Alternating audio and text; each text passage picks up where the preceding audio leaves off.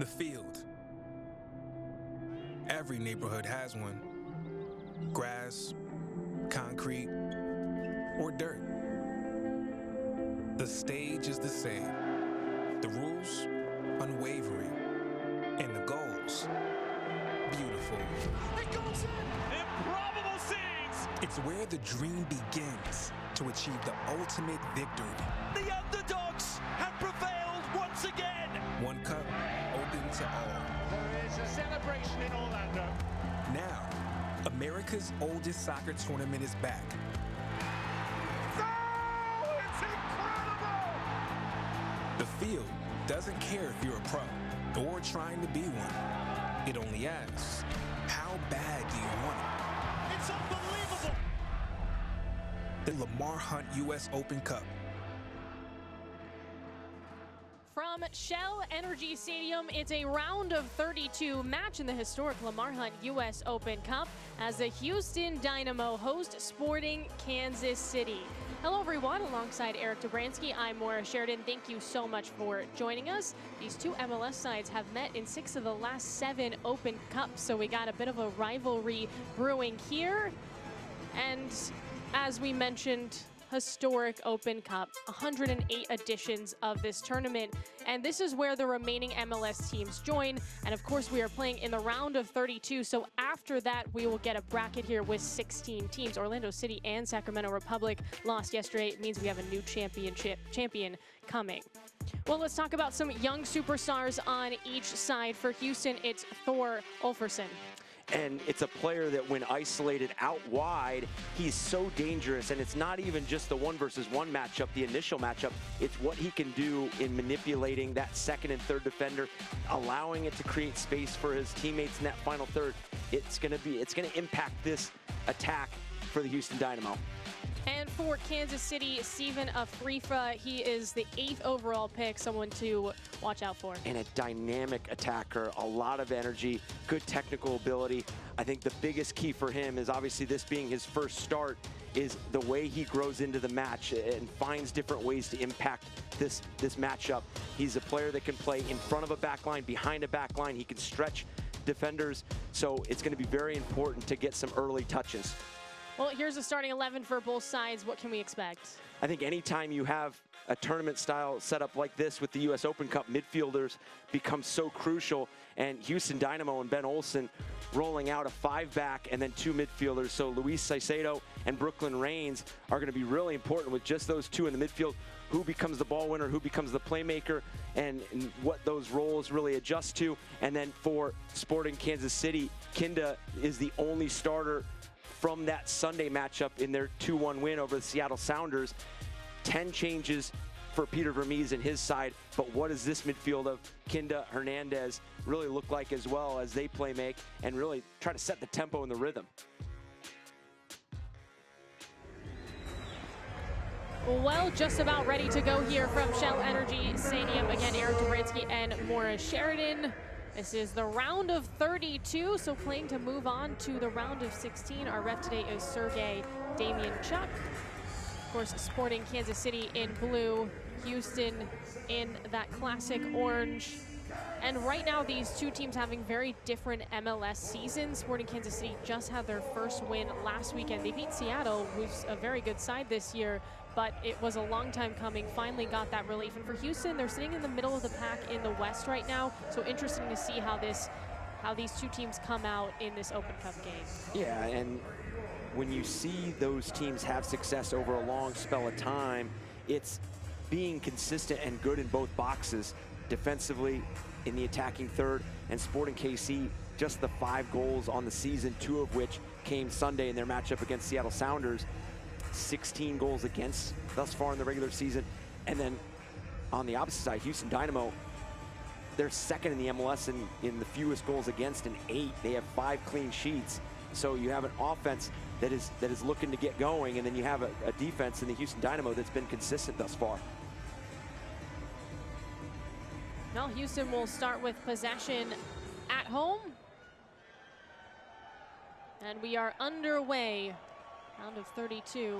One of 8 games today in the Lamar Hunt U.S. Open Cup. Of course, we already had some cup sets. Had one yesterday as Pittsburgh Riverhounds beat, very surprisingly, New England. So a USL Championship side beating an MLS side. We know there's going to be another USL Championship side moving on as well. As Memphis and Birmingham play tonight.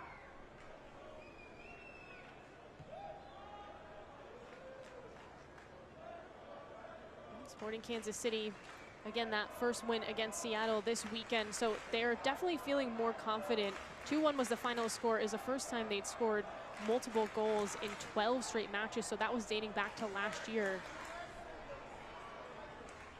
And we've talked about it in previous matchups. When you have a difficult start like Sporting KC has had thus far in the MLS regular season, sometimes a tournament like this is such a welcomed thing where you get a matchup in a U.S. Open Cup where you've been extremely successful. I mean, 3 Open Cup wins under Peter Vermes, titles. Afrifa cuts it back, little dummy run. There's a shot and it's wide. 4 U.S. Open Cup titles overall in the organization, 3 under Peter Vermes. So this is a team and organization, and same with Houston Dynamo. These are 2 organizations that are very ambitious to make runs in this tournament, and it starts with making the round of 16 and advancing from this matchup. Well, mentioned this in the opener, but these 2 sides have met in 6 of the last 7 Open Cups, and of course they've had a lot of success, especially Sporting Kansas City in this tournament in general in this century. They've won 4 and 3 under Peter Vermes, their head coach. He's trying to hoist that trophy again this year.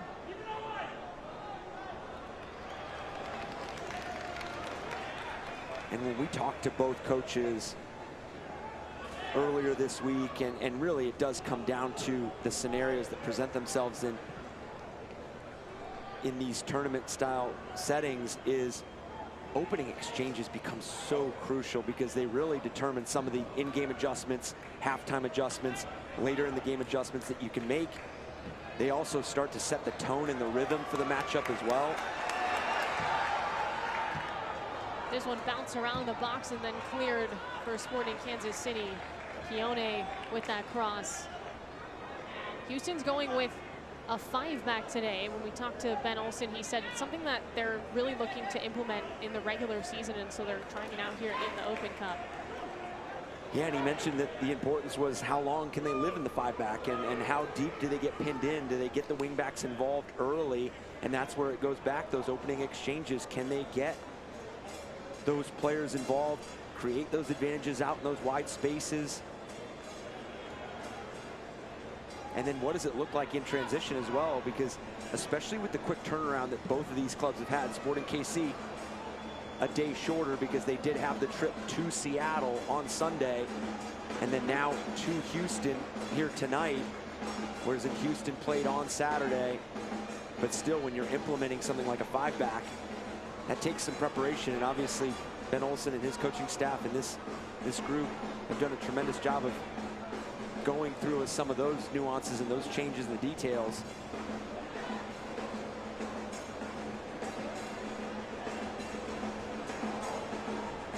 Just worked around here for the Dynamo. Some pressure coming for Sporting Kansas City.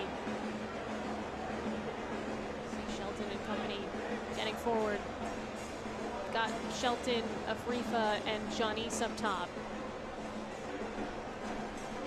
Kinda, of course, operating as well.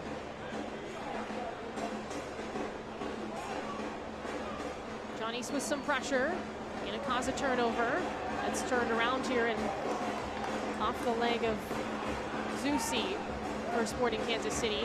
Player that has a ton of experience, not only in the MLS, where he's now with 350 appearances just overall with Sporting Kansas City. He's played 404 games, total competitions. 19 of those have been Open Cup games, so it's very helpful to have those players on your roster. Anytime you can have that balance between the experience and some of the youth that you have within the team, I think you can learn so much. You can grow into matchups, and this goes across the board. Talking to a lot of coaches through the U.S. Open Cup, squad rotations, it's going to be a part of the game, because when you play a Saturday or Sunday matchup and then you have a midweek fixture and then you have another regular season match. Johnny's off the cross, too high. Afrifa was open. And there was a moment here for Sporting KC to make an early statement in this match. Janice getting in behind, and what a ball in by Graham Zuzi. Janice playing this ball across, and really for Afrifa, just getting the approach wrong, just really needing to guide it on frame. But again, that comes with a bit of experience, and we highlighted him in the Open. He joined the team late, been there since April 26th. He's an 8th overall pick in this 2023 draft. This is a tremendous time, not only for him to get an MLS start in a U.S. Open Cup match, but this is a great opportunity for Sporting KC, Peter Vermees, to really get a good look at what Steven Afrifa can do, not only tonight, but moving forward, because again, this is a team that is sputtering a bit offensively in the MLS regular season, but could be a little bit of nerves there at the beginning, but those are finishes that you're going to expect for Afrifa to start having later on in his career throughout the season as well. Well, he's certainly been open. On the other side, Houston with a set-piece opportunity. Can they be the first to take the lead? It's Smith back on this one, soaring through the air, back post, header wide. Grabbed by Dorsey.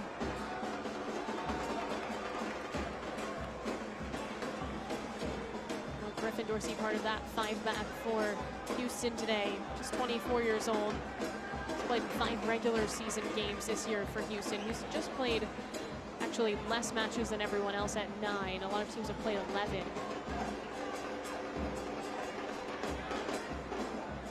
Gasper on the throw.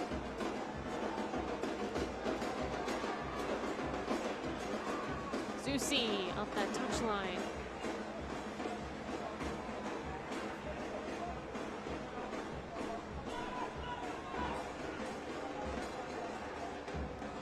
Ben Olsen had really highlighted being in this 5-back. It's so important how you recognize those moments where Griffin and Smith can join, obviously in different sequences and scenarios. But this is a team that takes a lot of pride in being very good defensively. So the 5-back is not to maybe take away from some of that influence, but it's to possibly add some of an attacking variance as well. Heel pass doesn't work out, and it's not totally cleared. Looks like we're getting a handball there. Yeah, you mentioned it. That went off Ulferson, we're talking about in the Open, but this Houston team's only allowed 8 goals this year. They've been really good defensively. They've scored just 10. They're second in goals allowed in the MLS. Again, they've played less games than a couple of other teams, but still impressive mark to start the season. Yeah, rolling into this matchup, 4 games unbeaten in the MLS regular season. So 2 wins, 2 draws, and just in that 4-game stretch, they've got 5 goals for, only 1 against. Zusi's been a problem, dumps it off top of the box. It's turned over. Leading pass, and we're going to get a foul, a yellow card as well. Otherwise, that was an open lane for Ulferson. And you can already see how important the start is to both of these clubs, because, and you saw it with the ball from Graham Zuzi to Janice, those outlet passes are getting there very quickly. It's 1 and 2 passes and they're out. They're really trying to expose the different areas that they're making available, whether it's Houston in the 5-back, whether it's Sporting KC and their commitment to getting those numbers forward. So Espinoza is going to get that yellow. He has the most Open Cup experiences of anyone on this roster. Of course, 36 years old. He's a legend with Sporting Kansas City. And he's been in 25 Open Cup games, now 26 with this one.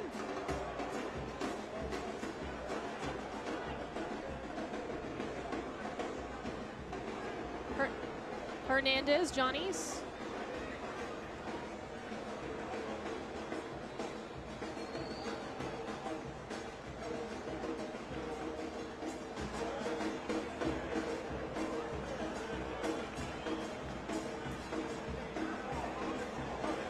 You can just see the way that Houston's sitting right now.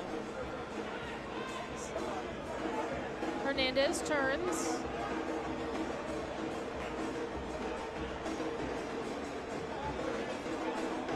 Switching the point of attack here for Sporting Kansas City.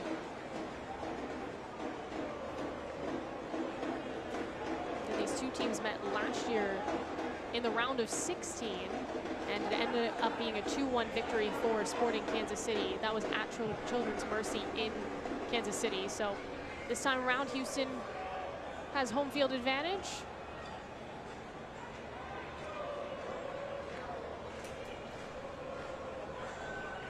Left in the middle. Back with Houston. Dorsey has it and gets fouled from behind.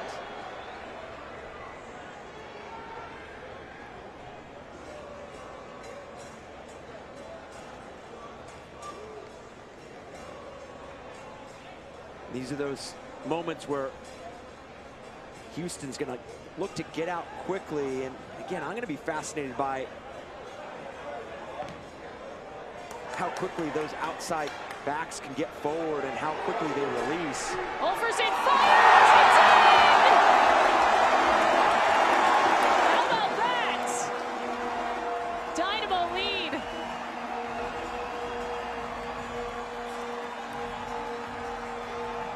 And was very comfortable with the decision really early.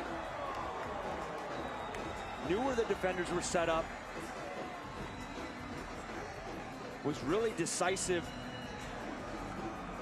on getting this shot off really quickly. The header just bouncing out. The prep touch right there, setting up his left foot. And just the placement and the pace just makes this so difficult. And obviously off a quick transition, you still have a bit of traffic in front of you. But the decisiveness there in that moment, as that play develops, you're getting a new picture of frame, you're getting a new picture of where everybody's set. And what a start for this young man in this club tonight. Well, Ben Olsen was very excited to see how this young group, especially up top, operated. Olferson, of course, he's very highly touted. He was drafted 4th in the 2022 draft out of Duke, ACC Player of the Year, etc. Tons of accolades for him. And they're just trying to work him into the lineup, see where he fits right now. And obviously, that's a pretty clinical finish. I was going to say, usually finishes like that. Yeah, hey, coach. Yeah, get the coaches thinking. But again, I'll go back to what we were talking about at the beginning of this matchup. This is an opportunity for players to really make their mark and show, because in the MLS regular season, there's plenty of time left. So you can earn minutes, you can earn starts, earn appearances, and obviously being as decisive and as clinical in front of goal. That's something, obviously goals change games. So when you can come on and score goals, I don't know many coaches that are going to hold you out of lineups. So really good start for him. Really hasn't had that many touches central. Saw a couple touches out on that left flank earlier on.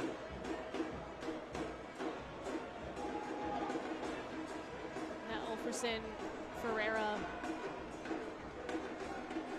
two players to really watch out for on the Houston side, and they come up big.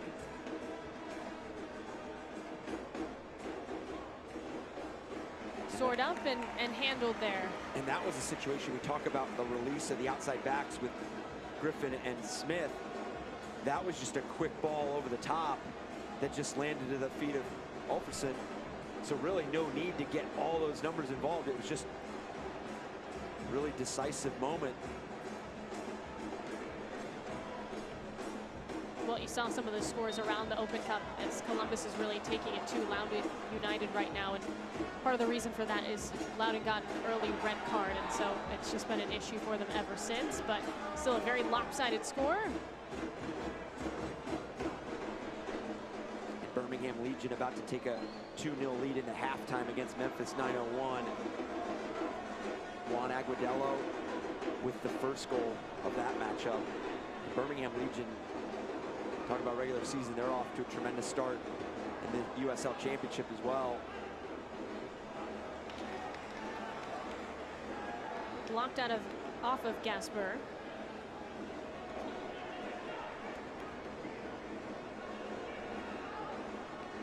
Zusi opts to go behind him here. Castellanos, Espinoza.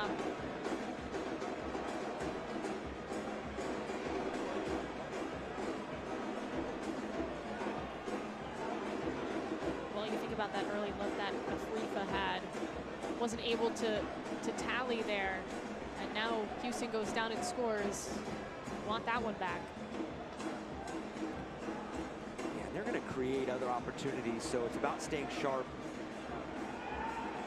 And they really did have a fast start to this first half, and it's kind of dulled a little bit. John East on a service, and it's headed out. That was in the danger zone. And as I say that, a ball gets whipped in. 4 Sporting KC players around the box. Really well played in ball from Janice, and we saw it on the ball to Afrifa as well.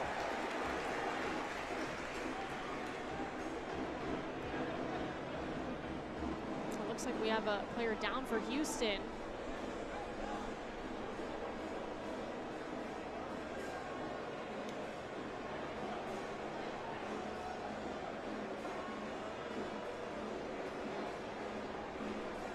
It's Keone.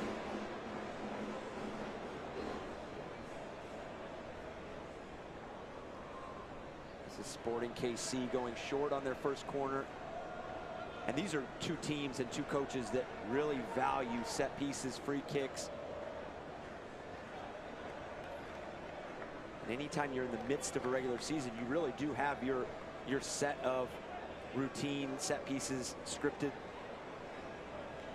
runs and things of that nature. But when you get into a tournament like the US Open Cup, you can tend to highlight different things as well, highlight different matchups.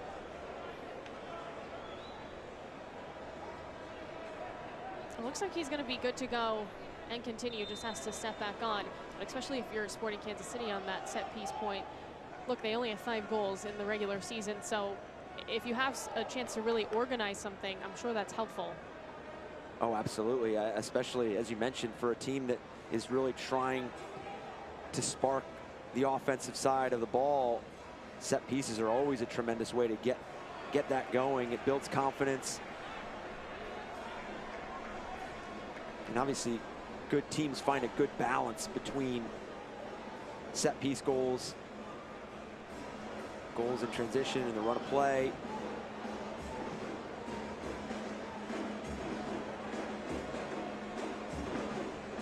Espinoza.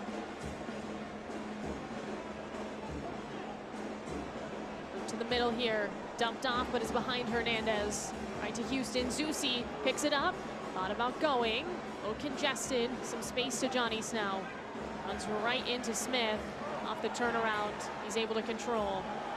Houston on the same page there, Keone out of play, and it's a corner as well. Yeah, really gifting Sporting KC a corner kick here because didn't really have to rush it there, and you could see Sporting KC struggling with finding when to be patient and when to play with that urgency, especially against this back 5. Well, it's going to be Kinda. Sword up, back post, headers too high. I like the look there off of Rindov, the center backs. Yeah, talking about set piece goals and corner kicks. That's when you bring up some of the defenders like Rindov and those players that don't typically see the final third. As we take a look back at Ulferson's goal, ball headed right to him. But just the way he's able to bring this down, set it on his left foot.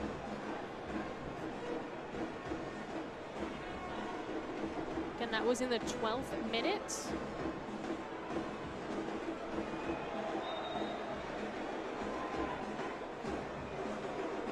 Oh, another foul.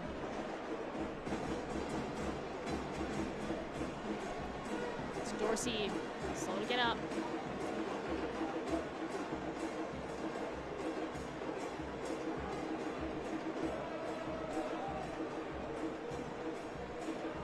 Teams have already played an Open Cup game, which many teams are entering the fray now for the MLS, but for Sporting Kansas City and Houston Dynamo, they have one under their belt. For Sporting Kansas City, it was pretty easy going against Tulsa Athletic, final score 3-0. For Houston, though, a much closer game against Tampa Bay Rowdies, final score was 1-0. Yeah, and the score. This is dangerous. Zusi. It's back for Sporting Kansas City, but Zusi with that turnover. And the score line for that third round game for Sporting KC, 3-0, but they had to save an early penalty kick. Giving up a penalty kick in the 17th minute. And they went on to score in the 32nd, 54th, and 68th.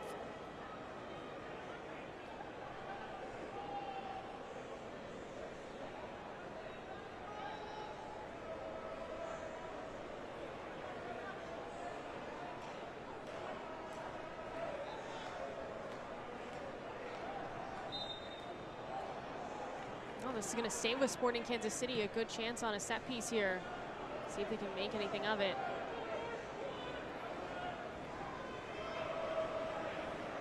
Kinda again.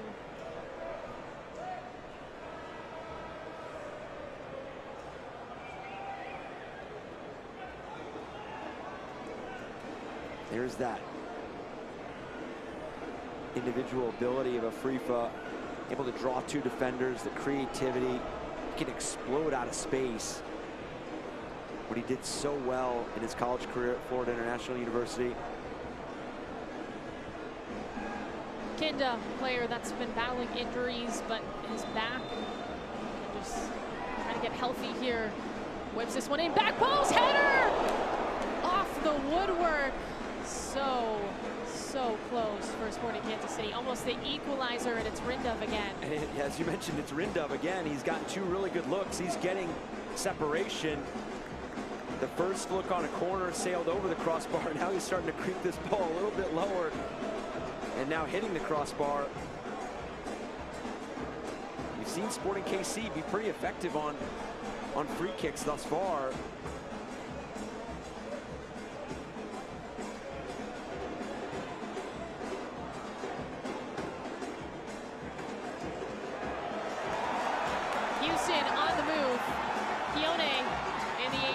Pulls it back, doesn't have numbers.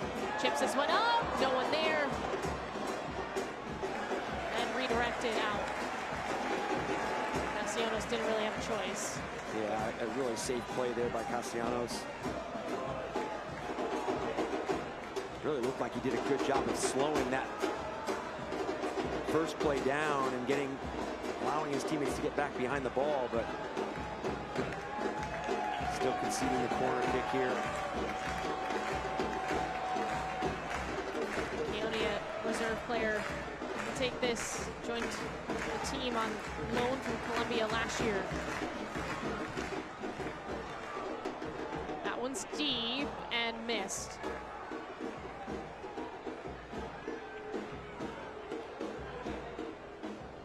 Ulferson the target.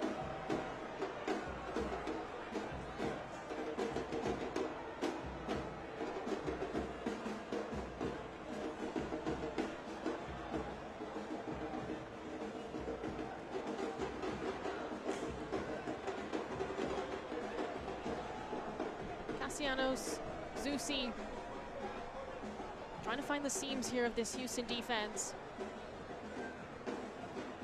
And this is going to be a problem that they're going to have to solve throughout the game, is when you get when you allow all those numbers back behind the ball for Houston Dynamo, you know, how are you going to pull out, whether it's Smith or Griffin, how are you going to pull out one of those defenders? Because they seem very comfortable and really just inviting Sporting KC in, and then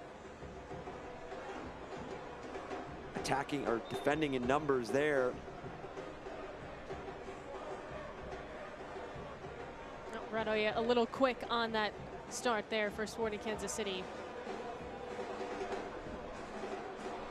That's why I think Sporting KC just needs to find a bit more of a balance between being urgent and patient. I think they need to speed up some of the play in the final third. Zusi, Johnny's on this right wing. Off his left foot, and that one's low.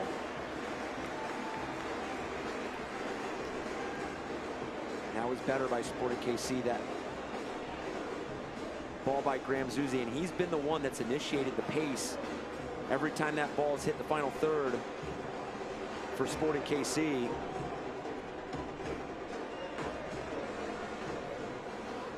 Looks like FC Cincinnati took care of business against New York. So that's your final there. No surprise that Columbus ended up beating Loudoun United. Keone on the move. Ferreira in the center there. He moves it toward the middle, and it's tackled out. Nice job by the defense there for Sporting Kansas City. Poke it away, Castellanos. Really good tackle there by Radoja.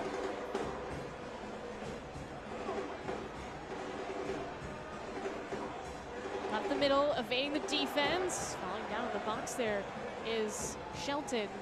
Haven't talked about him too much. Tyree Shelton, and a player they're excited to get some looks from today. There's a lot of off the field work in the Kansas City area. He's won the humanitarian award twice.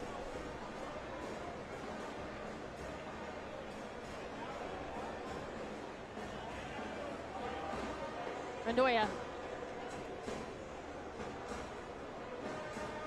Service up, Johnny's gets a foot on that, and it bounces to Tarbell. And you've seen it already in 28 minutes that I think some of the wide play for Sporting KC is going to be its most valuable, because you're seeing some of the services, and sometimes when you're new to playing the structure that Houston Dynamo are playing in that five-back, you tend to assume too much. When you're playing five defenders back there, you jump in the box and you're defending a service, you're just kind of looking over each other's shoulders and saying, just kind of, you have them, right? You're just passing along players, and it gets lost in some of that communication. So you've seen it a couple times in some of the services as we see Graham Zusi playing forward, and I think that's where Sporting KC is going to find some of the success, is maybe some of the miscommunication that comes in some of those balls from the wide area. Well, the truth is, this is, for both teams, not a group that would typically play together. There's a lot of, moving parts to the 11s here on both rosters, and so it takes a while to build some chemistry over the course of the game, and also these are players trying to figure out opponents as well, and you can't really prepare as you normally would for, a team that you're not sure what they're going to put out there. That one served up, and was hit out. But Sporting Kansas City can reset.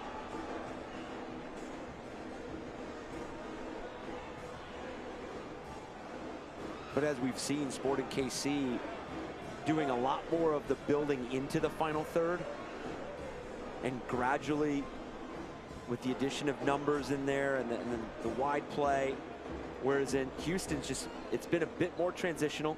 It's been a bit more of a counterattack. Obviously, the Olfarson's goal was just a special goal, and it was a ball that just kind of dropped to him. So there wasn't much of a build to it. Hernandez fighting for it. Castellanos shuffles. Free agent signing in the offseason. Started 3 games for Sporting Kansas City. Wide again. Quick little poke back to Kinda. Him and Espinoza combining. Boy, it stretches out, but it's back with Houston now.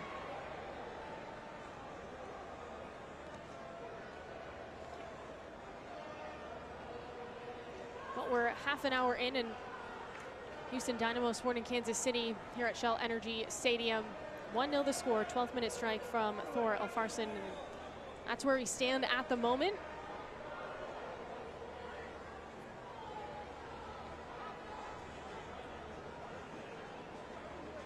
Well, sometimes it can feel like when you're going up against a more defensive-minded team, sporting Kansas City's possessing, they're possessing, and you feel like they're dominating this game. Not the case if they can't find the right spaces. And Houston's okay with living it if you're not going anywhere. Absolutely. I was just about to say, Ben Olsen's got to be pleased with how his team is adjusted to the new structure. I mean, other than they have misfired a couple times here in that moment right there, finding the outlet pass and be able to collectively build forward.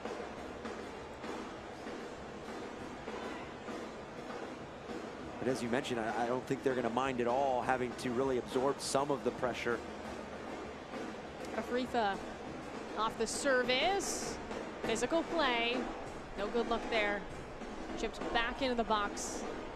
Slips past Afrifa, head-to-head with Smith. Nice move. Blazes past the defense there and earns a corner. I mean, presumably you would want him to play more centrally, I would assume, right? Yeah, because I think it just asks a lot of different questions, and I think for him and Johnny's, they're really floating and trying to interchange a bit more here, because other than the beginning of this first half, they found a lot of success, and now they're trying to ask a couple different questions to the back line for Houston Dynamo. So you see Afrifa a little bit wider in some instances. From Kinda. That was not to Rinda this time around, or he didn't actually get the header. I don't know if it was to him or not. Kinda. Hernandez curls this one up. Kinda has whipped in a couple of really good services. Obviously, we talked about the two that found Rindov. That could be a potential problem for Houston. I mean, you get the wrong touch on it.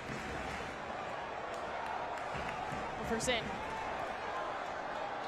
Starts, stops. Keone over his head. And you wonder if this system and this structure for Ben Olsen is going to be something that he wants to do for a 90-minute stretch. You know, was it a structure that he just wants to see? Obviously, when he spoke to us, it was something that they wanted to experiment with, and they wanted to see if it was something that they could move forward with in the future. But maybe it was to absorb a bit pressure, make it difficult for Sporting KC to break them down. And then really you're managing the halves of a US Open Cup game where, you know, you're looking to advance. So you get a goal by Alfarsson, and you're playing really sustainably defensively. So here we see the tackle.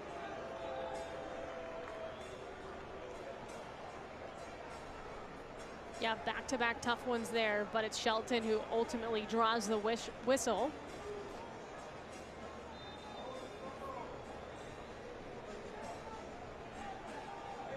And I think what we've been able to see from Afrifa out wide, and going back to your question, playing him, you know, him being on the ball centrally as well, I think those are going to be the moments that are going to break Houston Dynamo down. Is some of those 1v1 moments. You see him drawing in a second defender, and when a team's playing a 5-back, you're really having to manipulate space as much as possible, and he's so deceptive.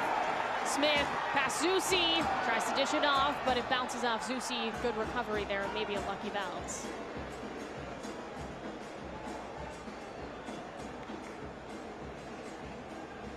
Johnny's making a run. Here's a chance. Gasper rips him down. And we're going to get a card, a red card. Oh, no. Well, the tides have turned. Of course, Houston's up. And Johnny's just putting Gasper in that situation. I mean, what a fantastic first touch with that ball over the top. And Gasper had no choice but to drag Janice down, and obviously I think the discussion now was it in the box or outside, and it looks like the referee's trying to determine that, but this touch right across, I mean, that is purpose, that is decisiveness, that ability to bring that across your body, and there's no question that that was a scoring opportunity. And for Sporting KC, it's going to be disappointing if it is outside the box, because you probably would have leveled the score. But now for Houston Dynamo, you're going to play a significant amount of this match a player down. So again, Chase Gasper is out, just got the red card here, and it's not a penalty, it's just a hair outside the 18. We'll see what Kinda and company can do. And again, they've got some cushion now and some time to figure it out if this set piece isn't a goal. This is, again, things shifting momentum-wise.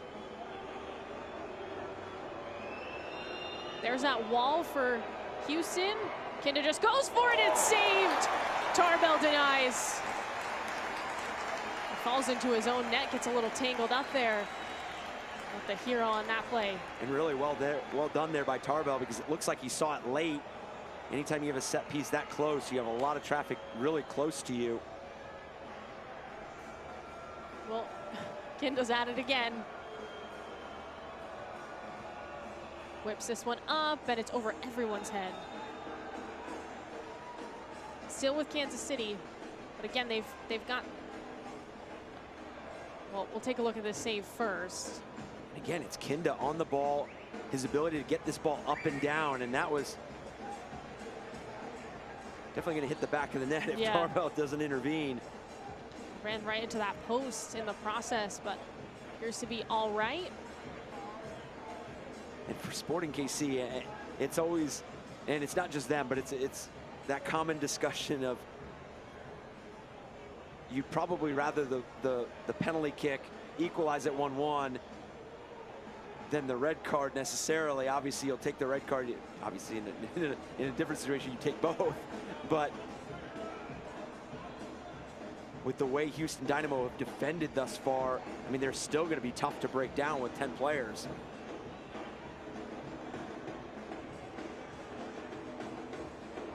Yeah, John East just catching everybody off with his pace there. And they've obviously seen something, because that was the second time they've played Janice in behind. One was the earlier play that when he played the ball across to Afrifa, and then they've found Stephen Afrifa a couple times there on that right side as well. They've been able to stretch that side of the field.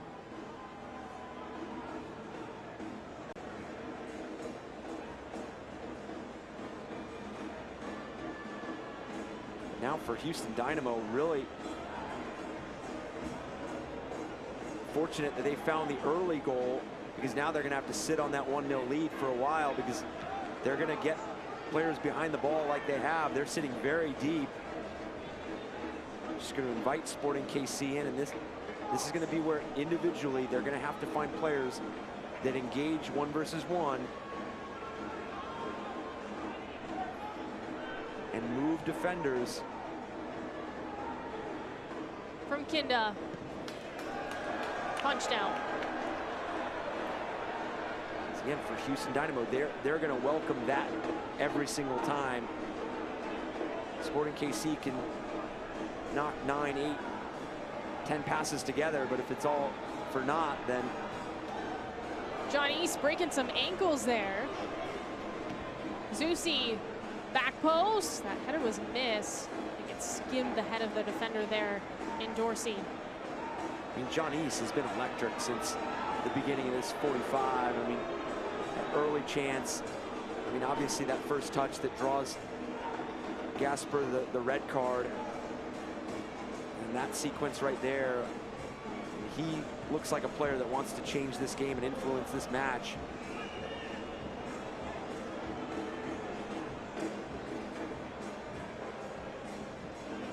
He might even really start to open up some of that space for Afrifa, and then Shelton on the other side as well.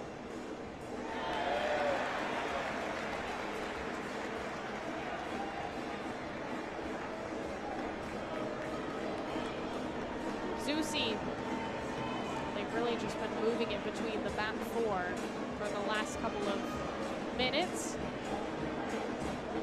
for an opportunity to pounce.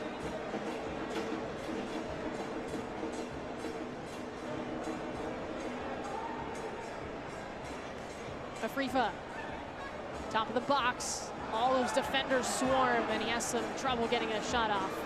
They're aware of what he can do. We'll get a foul there. Bedoya.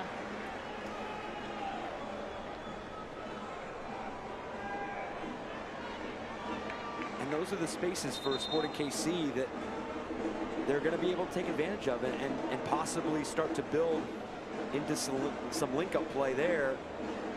Because this is going to sound really obvious, but nothing's going to happen accidentally. When Houston Dynamo are sitting 10 players behind the ball.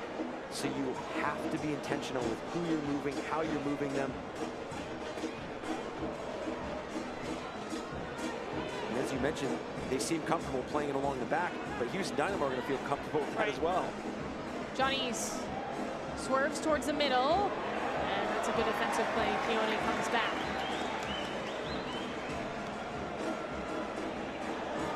Jefferson. Remember, we already saw a red card tonight that I'm aware of. Loudoun United got one, and that totally changed the game. Columbus just started to dominate. 5-1 was the final there. Houston would prefer that not be the story in this one.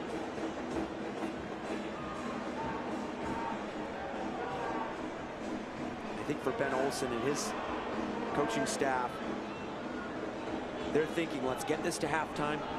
If we need to restructure the formation, if we need to restructure the game plan, we can.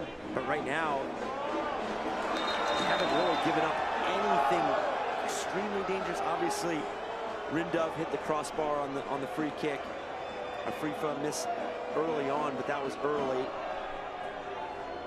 So I just don't think defensively there's really anything. I think for Ben Olsen and his side, it's going to be figuring out what attacking sequences look like. How many numbers can they really commit going forward with not opening themselves up too much and be susceptible to an equalizer. Afrifa plays that into the 18, nobody home.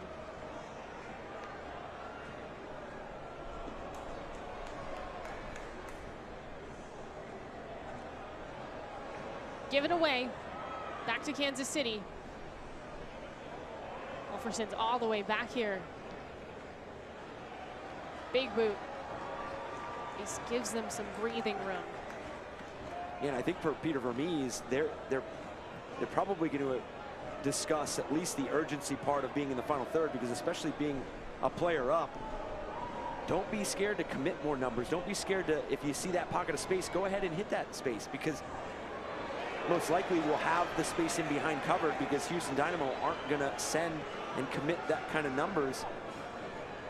So go ahead and risk that run, but just do it a bit quicker.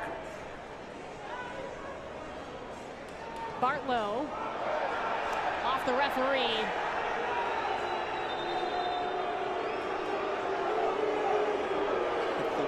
Obviously, Bartlow and the referee having words. And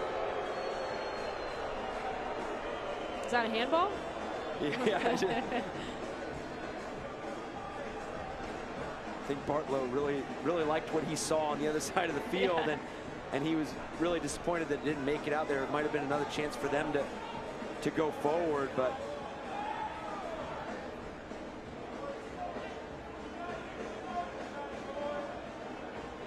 well, you saw the shots on target that these two teams have, just shots in general, just one shot. For Houston, it's the goal. Efficient, some would say. And that's why it's that phrase, goals change games, because you don't have to dominate momentum. You don't have to dominate possession, shots on target. You just, shots overall, as you mentioned, just be efficient. And I think that's something that any team would take. Brooklyn Reigns took the knock there. He appears to be all right. Of course, Reigns had the lone goal in the victory against Tampa Bay and the last round of the Open Cup for Houston.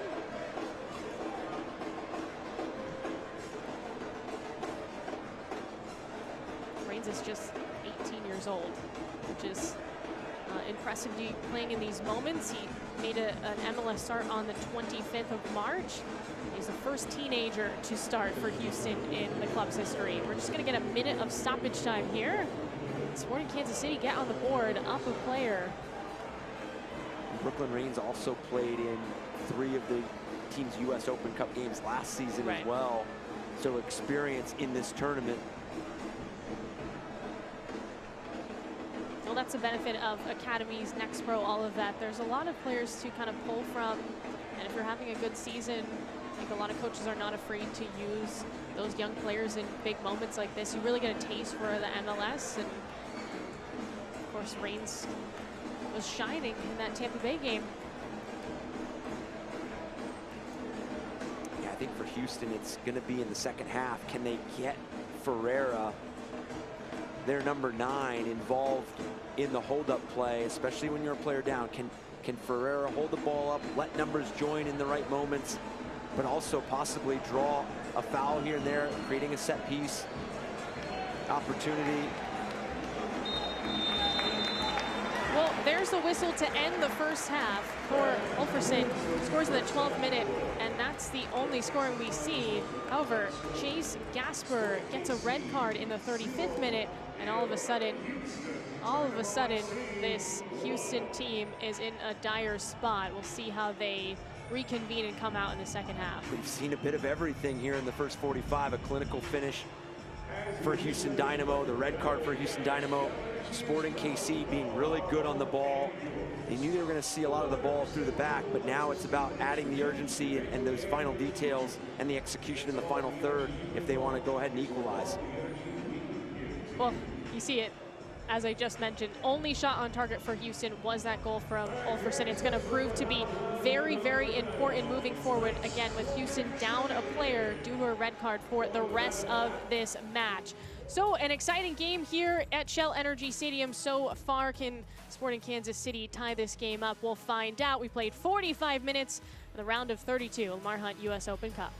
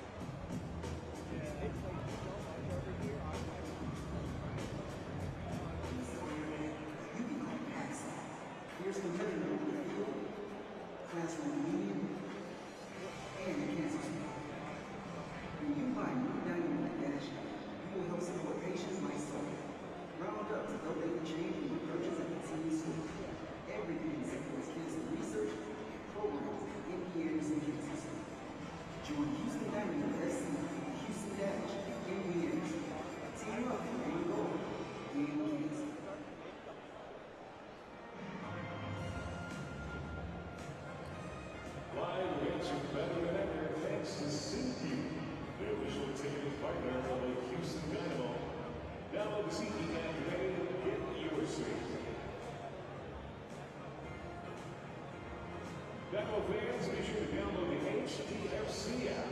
Later at halftime, we'll have our fan interactive Shell Energy Light Show. Make sure you have the app and ready to join by going to more, then clicking Match Day Experiences.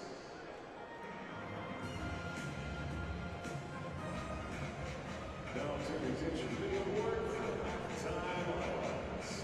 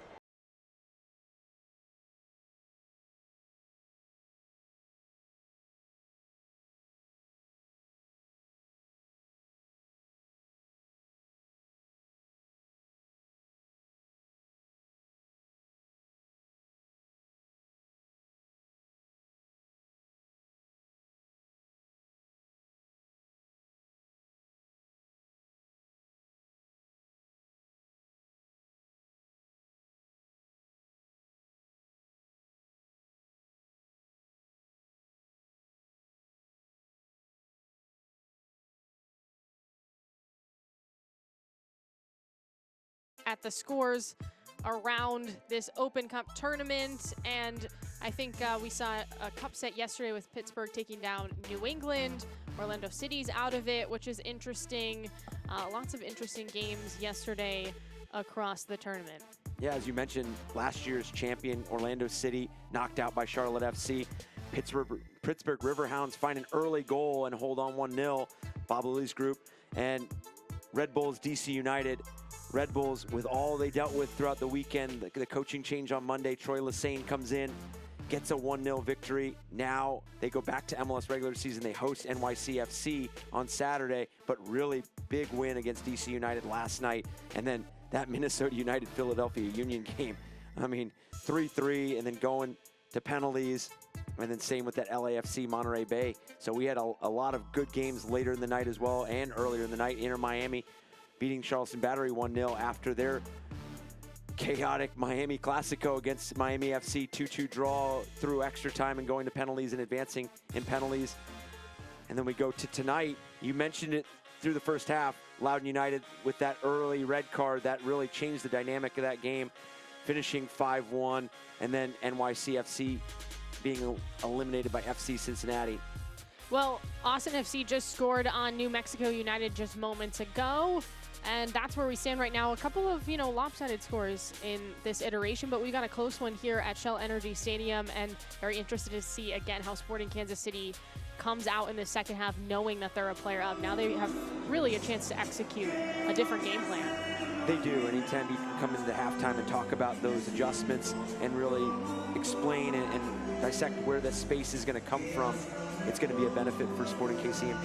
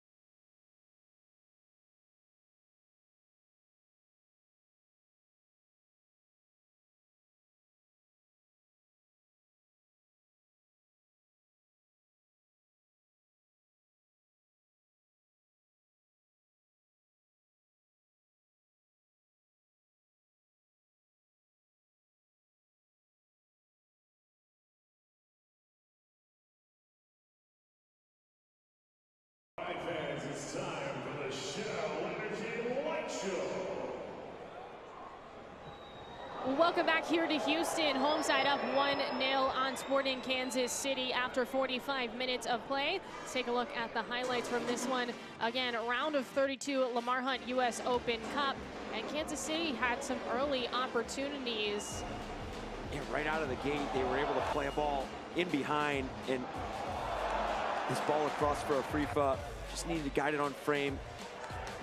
And then for Houston Dynamo, a highlight for the first half will be short and sweet, but very effective.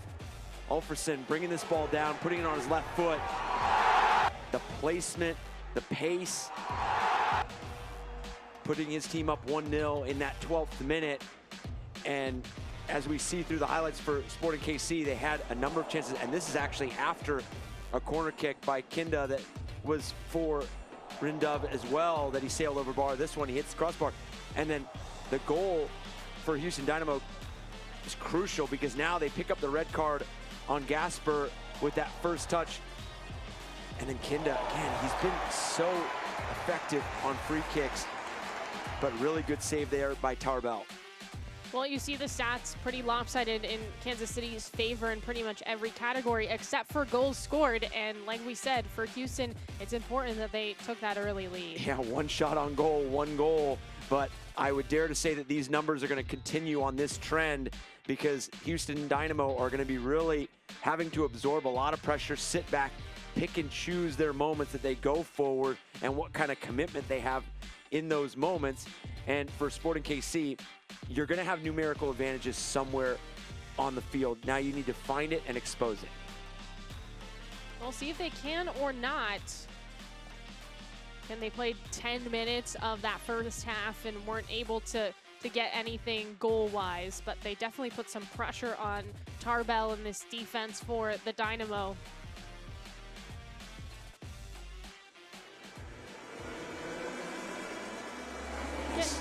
Sorry, I still think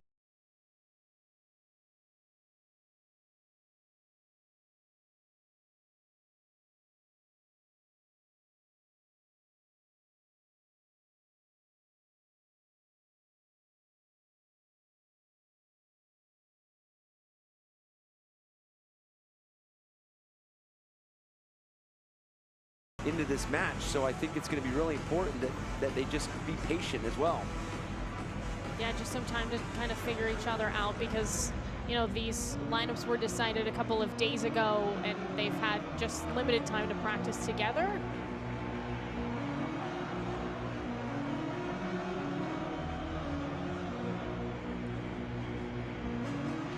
And it does look like Stephen Afrifra brought off at halftime. And Kinda as well.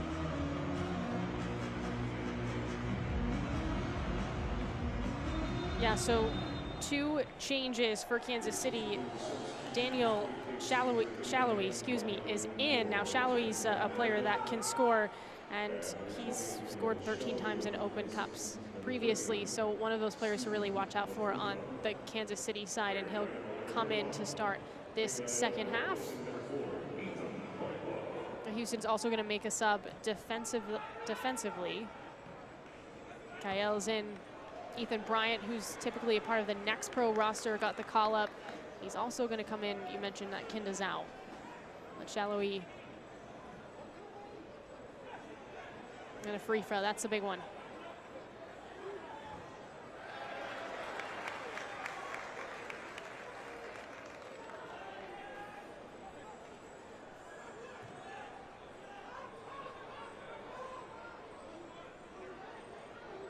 Looking from a service, denied. Tarbell again seeing some action there. Not sure if that was a shot or intended to be a cross. Either way, it was whipped in with some power. And it's those wide services again, much like the first half. When you have those kind of numbers in, and that's a tight angle for Shallowy, but really testing Tarbell there. When you have the numbers there in the box, you start to open up different lanes and different channels, and obviously Shallowy finding that angle to test Tarbell. Well, Shallowy making his presence known early. He scored 50 goals in his career, Kansas City, in the MLS. Very proven goal scorer. Looking to put this Kansas City team on the board. Zusi, this one up, back post for Bryant, and it bounces out of play.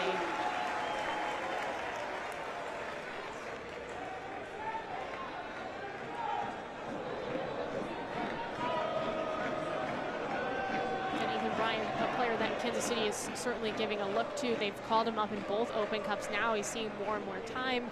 He's, as I mentioned, typically part of the Next Pro roster. He's very solid there and had a great career in USL League One. He was actually Player of the Year with the Richmond Kickers last season, so he's moved up the ranks, and special for him to be a part of this roster.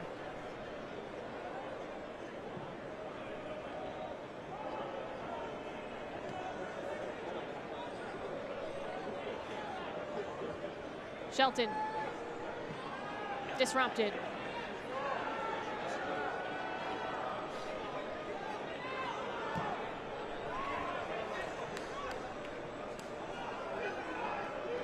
You can already see it here early. Sporting KC committing an extra number from the back line into that attack earlier. Bryant tangled up. Rodoya has some time. Moves it wide. There's a big shot, and Tarbell again Another save. And this is the pace that Peter Vermees and his side want to see in that attacking third. They've already come out firing. Saw it from Shallowy. Now we see it from Graham Zusi. Another set piece. Shallowy trying to track it down.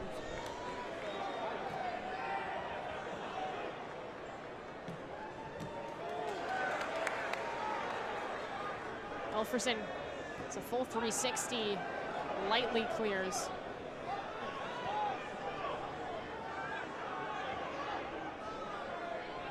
Shallowy, Bryant, his fresh legs proving helpful as Smith went down there. Could have been a disaster for Houston. Instead, they're looking to transition or at least get out of trouble here. Down a player. Finally, who's in the attacking third. Ulferson already scored a goal today. Shifty in the box. At this point, too, if you're Houston, anytime you can just possess, that's going to be extremely helpful. Yeah, they didn't see the opportunity to go at goal right there, so they pull it back. As you mentioned, using this moment to really keep possession and force Sporting KC to chase a bit. Now Shelton commits the foul, rips down Dorsey there. Back with the Dynamo. We talked to both coaches and they said, look, there's probably going to be some tension in this game just because these two teams have played each other a lot in Open Cup play and just in elimination games in general.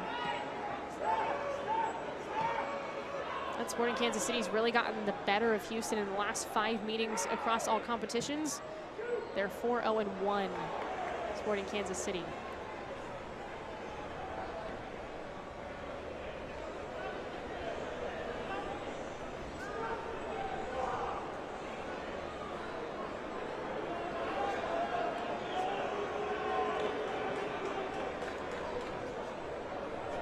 Obviously, this match is going to ask Sporting KC to find an equalizer, something that they've struggled to find this year, and it's not for a lack of trying. I mean, talking to Peter Vermees,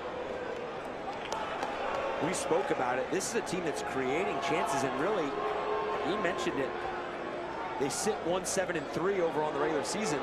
Bryant, light shot, tries to tuck it in the corner, and it's wide. But there's a number of matches that they feel like they could have flipped, and whether they were draws or they could have flipped to 3 points. And a really good ball, really good run in there by Bryant. So the chances are there. Just now it's that final piece, that execution, that final pass, hitting frame, and or pushing the goalkeeper to make a save in some of those instances as well.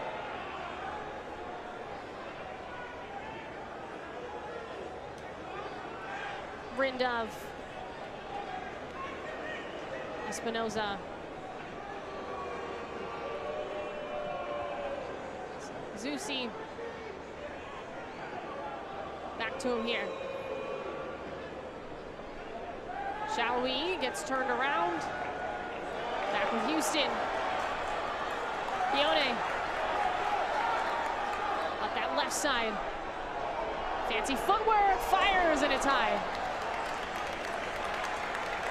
Houston Dynamo actually done a really good job of finding various outlets. Keone getting on the ball and able to drive it this back line and creating a chance for himself. We saw it with Ofarson as well.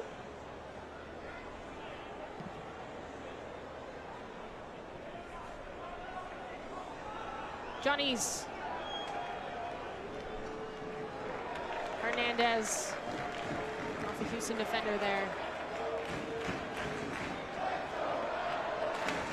Sporting KC has to feel like they're going to be able to take advantage at some moment on these corners.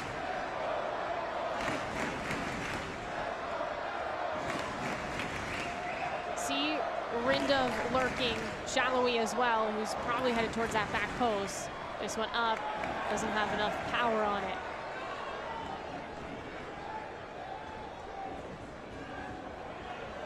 Shallowy runs out of space.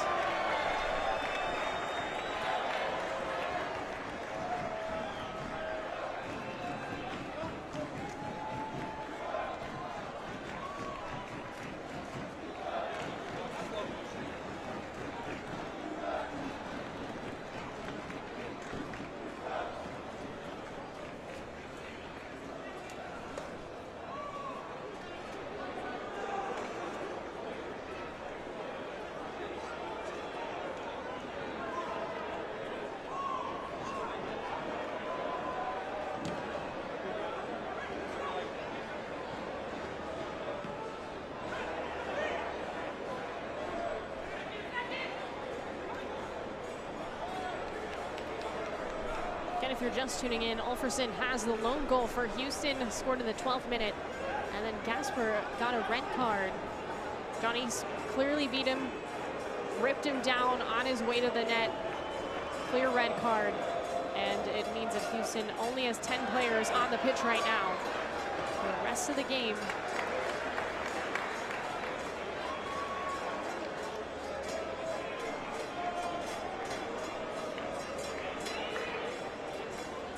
Houston Dynamo are going to use every moment, whether it's a goal kick, throw in, take as much time as they can. But here's a great chance off the post. Shelton, he can't finish. A really poor turnover by Houston Dynamo there, giving Sporting KC a terrific look at frame, and good block there by Bryant, and Shelton picking his spot. Had Tarbell beat, but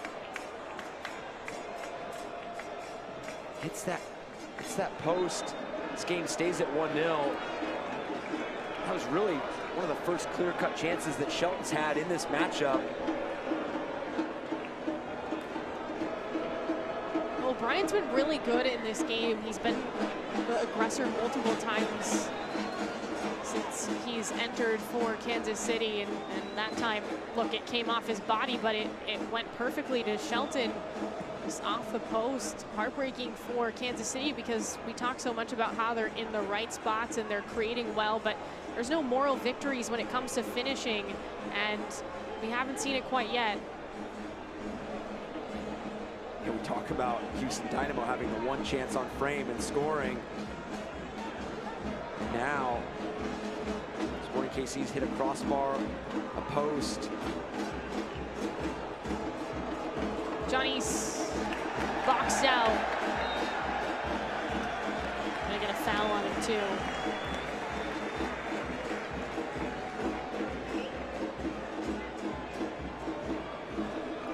Really good effort by both players, and we thought for a moment that Johnny's had earned his team another corner kick, but foul there. Again, another moment for Houston Dynamo to just take the air out of the ball and just sit for just a moment. Obviously, there's still plenty of time in the matchup, but anytime you can take away from the momentum that Sporting KC is building, can only be a positive for the Dynamo. That from Tarbell, who's made 4 saves already tonight. Polskamp on the other side for Sporting Kansas City. I mean, we've probably said his name one time. Just hasn't seen much action.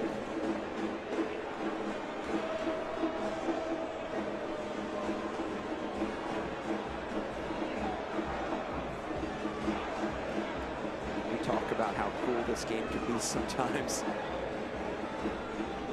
The shot disparity thus far.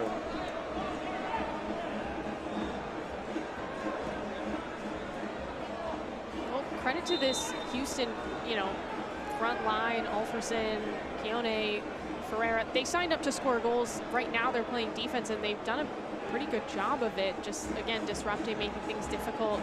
It's not as flashy as you would hope when you find out you're starting an Open Cup game. It's the job that they now have with that red card. Yeah, when you talk to coaches almost everybody always talk about how much their team is willing to suffer in matches, and those are the teams that get results. Is, are you willing to suffer? And right now, and that means off the ball, doing the little work off the ball, the early work, as we see Shelton down. And right now, Houston Dynamo is doing it. They're shifting early. They're screening passes. But they're going to have to continue to suffer and absorb some pressure here, because there's still a lot of time for Sporting KC, and they've come out with a lot of energy.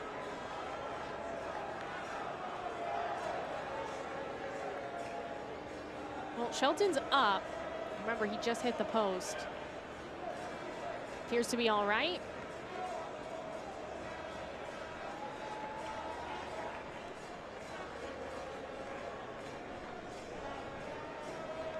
And as much as the Houston Dynamo would love to be at full strength in 11v11, I mean, you go back to the foul from Gaspar. I mean, that saves a goal right there. I mean, that's the definition of, you know, unfortunately for Sporting KC, a professional foul, because that touch by Janice was terrific, and that was taking him right on frame. We obviously never got to see the outcome on whether it did equal a goal, but I mean, then you have to settle for a free kick outside the box that Tarbell makes a save on. Well, it looks like Remy Voltaire will be the sub here. Shelton, his day is done.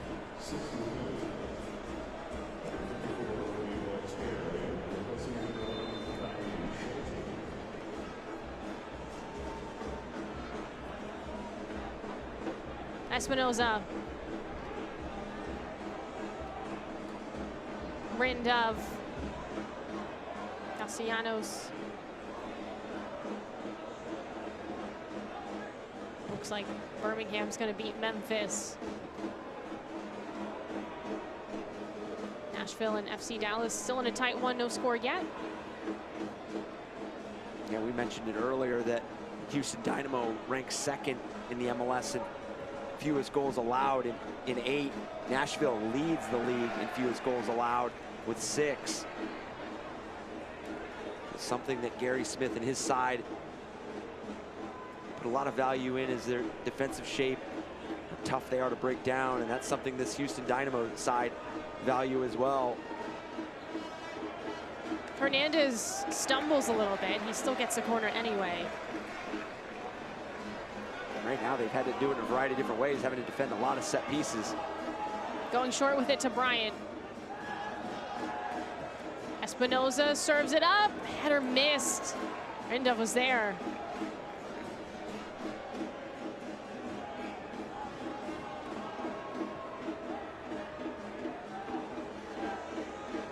Left side again with Hernandez. Bryant being shoved backwards. Hernandez wide. Draws a foul. Ooh, it's gonna go against him. Looks like it's the undercut with the leg, that's the call. It looks like it was Shaoli.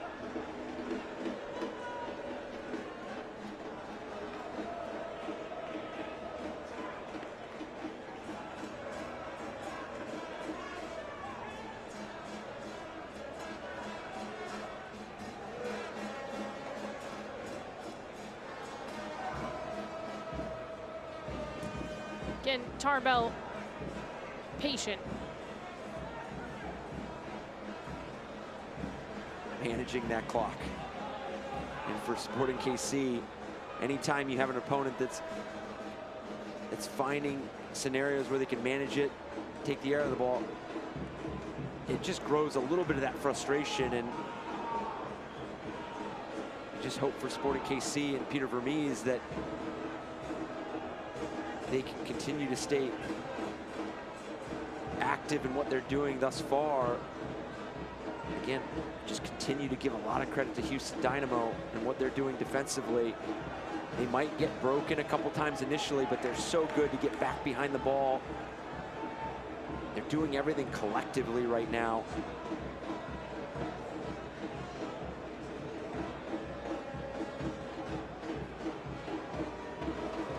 Zusi serves it up. Here's a chance. Shallowy, too high.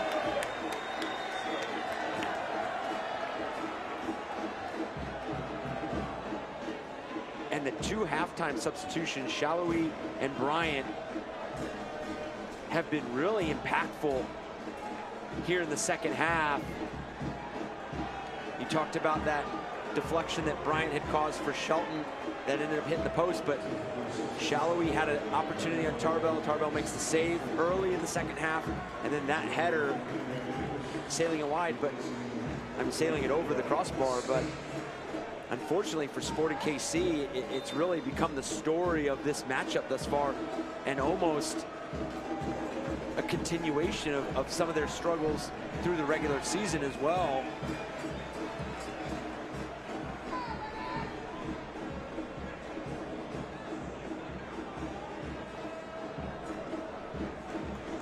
Vanderkues is going to come in. So that's the change. Smith is out.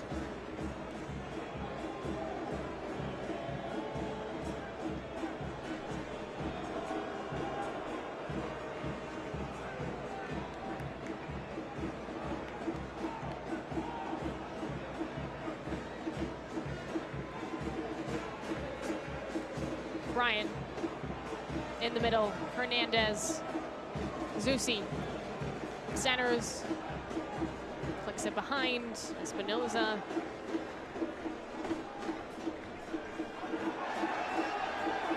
Kept in. Shallowy.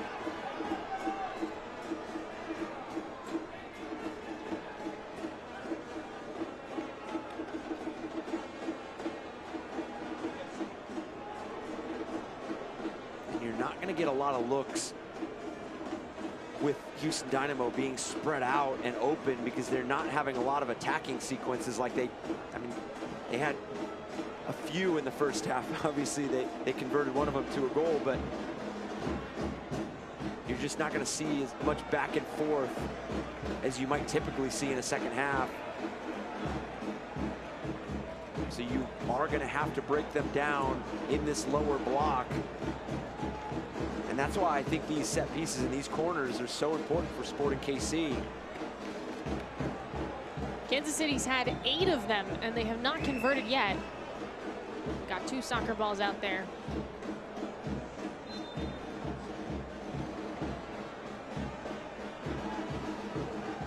Near post action. Shallowy tries. He's blocked down. This is still dangerous. Rinduf almost. Espinoza has a chance. Slips through. Blocked again. Here's another one as he steps outside the area, so he'll settle. Lots of players in front of him now. Bryant off his right foot. Houston gets in front. County wants to go. Does not have numbers though, which is the difficulty here with the defensive mindset. Really good tackle there.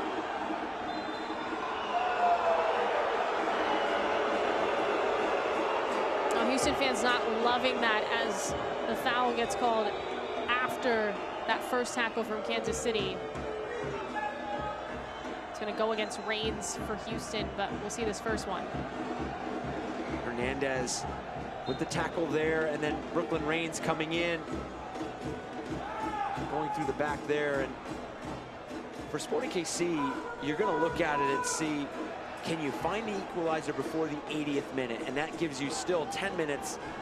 That's plenty of time, a player up, to find the game winner. But obviously, you have to find the first one before you find the second one.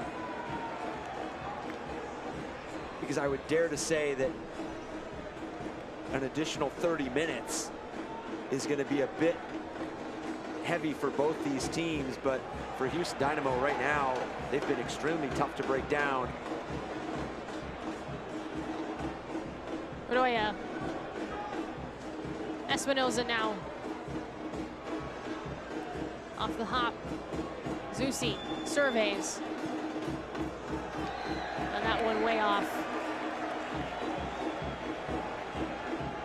Fans dive deeper into the thrills and drama of the Lamar Hunt U.S. Open Cup. Join the conversation on Twitter and Instagram at Open Cup and on Facebook at Official Open Cup.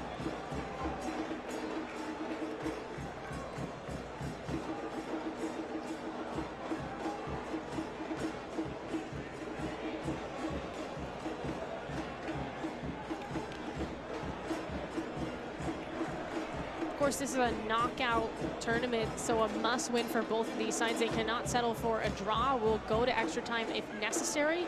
Obviously, we're not quite there yet. But we talked about it before kickoff, and we saw it yesterday with New York Red Bulls.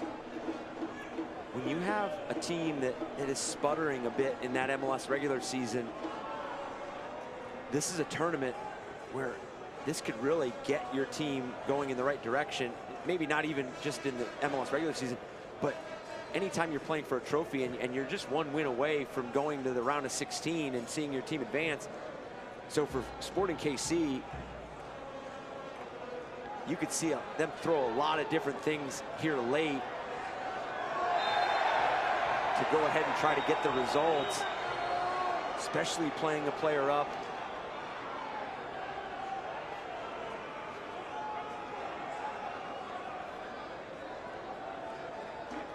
Looks like a near handball here. Ooh. That is. I think that's one. Yeah, I just didn't see a lot of Sporting KC players appealing for it, so I wasn't sure. But after that replay, leads to the foul against Sporting KC. Well, we'll see it again. Good ball. Looks like he catches that right arm of, looks like Brooklyn Reigns, and probably a bit fortunate there and get the ball playing forward and then earn themselves a free kick, and again, more time to just take off the clock.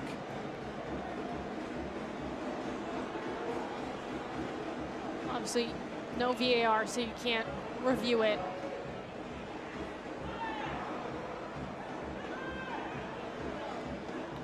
Dorsey. Being bothered there. Kansas City wins out. This is where they can go because now they have Houston Dynamo opened up just a bit. Voltaire, Hernandez, Shallowy. Bryant gives it away. And you liked where that sequence was going, just unfortunately turning the ball over there.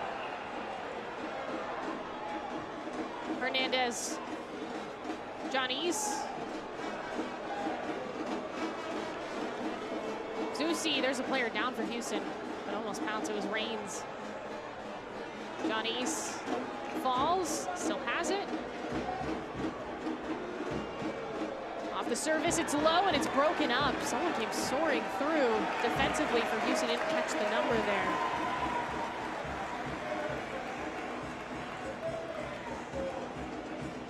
Houston's going to be exhausted after this one. I was just about to say, now you're seeing it 2 sequences in a row where Sporting KC had them opened up from attacking moments, and those recovery runs begin to just get a bit slower and a bit they recognize it and they see the space, and it's a bit casual getting back, but now had to put tremendous effort. Still in the air. Still in the 18 as well. Voltaire, Zusi, a little bit of a trap there.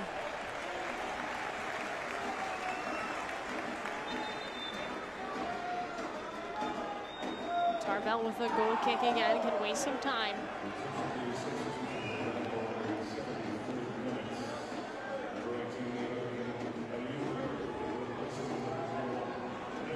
Abraham's going to come in for this Houston team.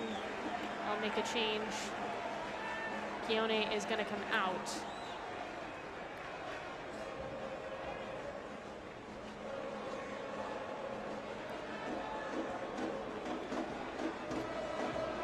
talk about the fatigue that sets in, especially when you've defended for this long. I think this just really screams for a moment to take somebody on 1-versus-1 inside the box, possibly draw a foul, create some separation and create a chance for yourself. But I think that's where Johnny's can do it. Voltaire can do it. Shallowy's obviously been really active since coming on. We've seen Houston Dynamo really retreat into their own 18-yard box quite a bit, just preparing themselves to defend the service. But now, why not just change it up for Sporting KC and engage somebody 1-versus-1 and make them make a tackle inside the 18-yard box? And you just never know whether you draw a penalty. Sometimes late in these matchups, when somebody's been worn out this much, you can draw a clumsy tackle here and there, and something that shifts the momentum in the game a bit. So Keone's out. Abraham's on.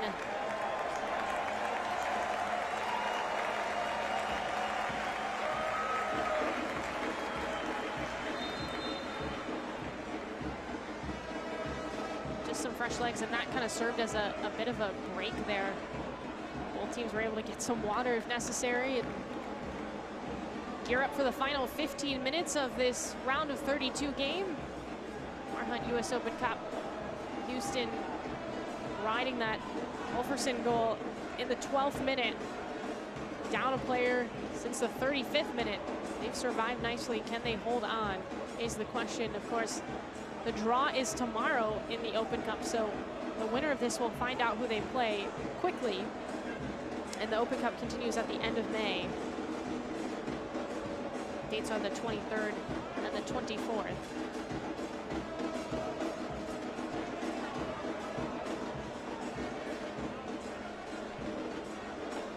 Espinoza floats on it. Bryant. Nice pass here to Hernandez, who just can't collect. Espinoza again, he's got plenty of time. Lots of options too.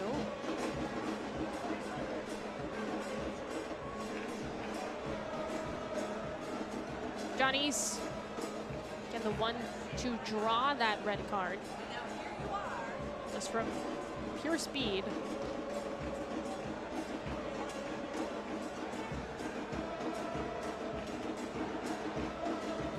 Hernandez off.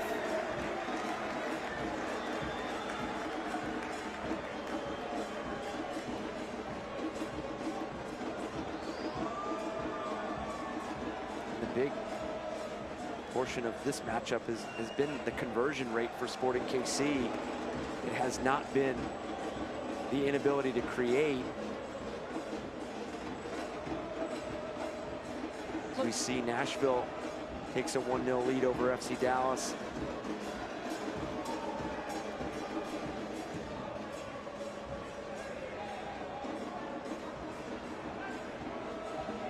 Dorsey, Espinoza both go down. Hernandez as well, and he's the one that gets the call.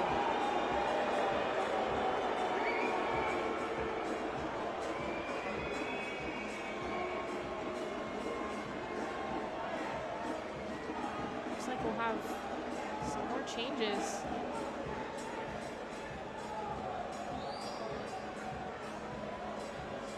So Jake Davis will come in.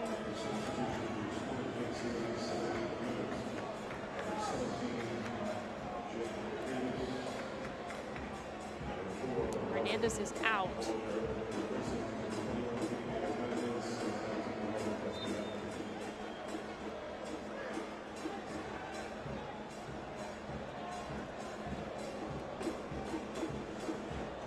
Castellanos and Boulder switch too, so a defensive change for Kansas City.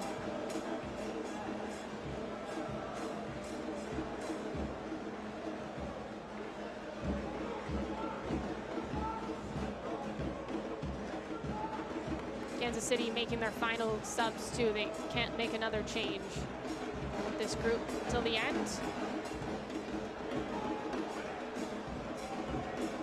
Davis.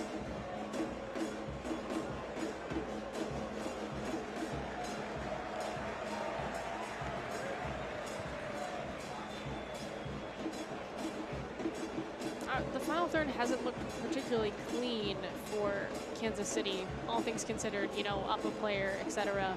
Yeah, they've had moments in the second half.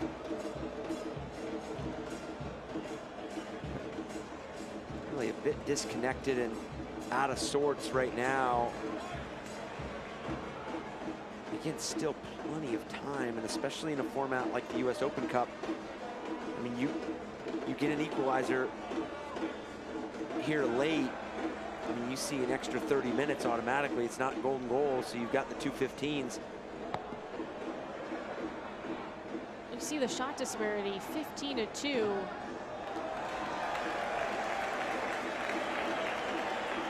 Wolfskamp just not on the same page, has some problems with that one, and now Houston's gonna get it in their attacking third, and again in no hurry. Dorsey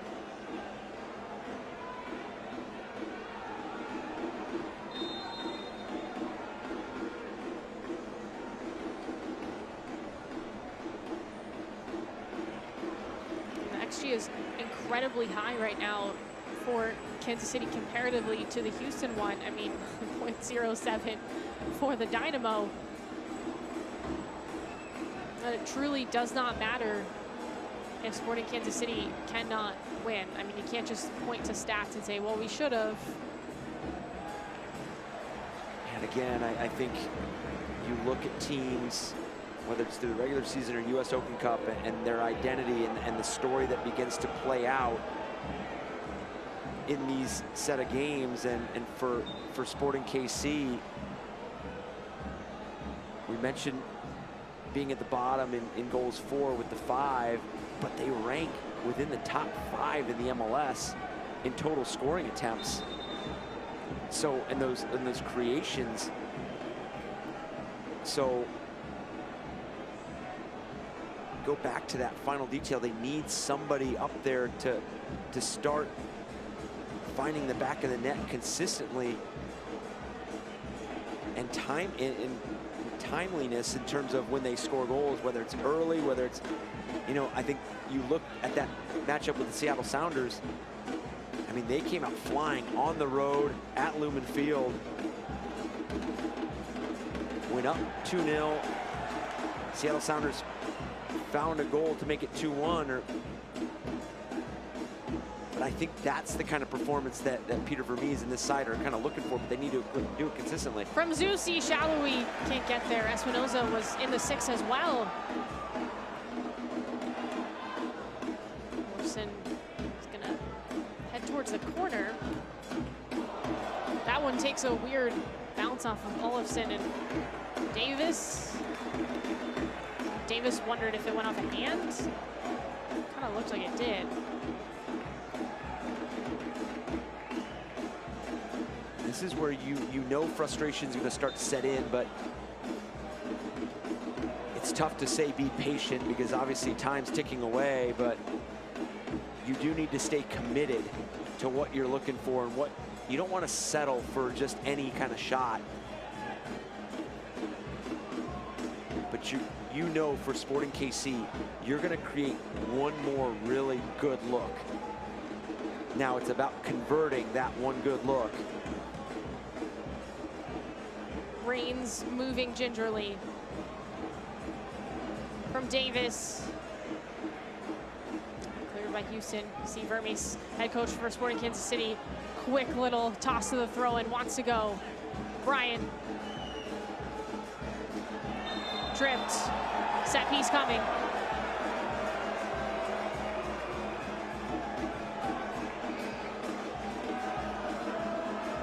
This is going to be a dangerous one to defend this late in the match, because now for Sporting KC, they just throw caution to the wind and throw as many numbers forward as possible, because you lose 1-0, you lose 2-0. It's all the same. You're eliminated from the US Open Cup.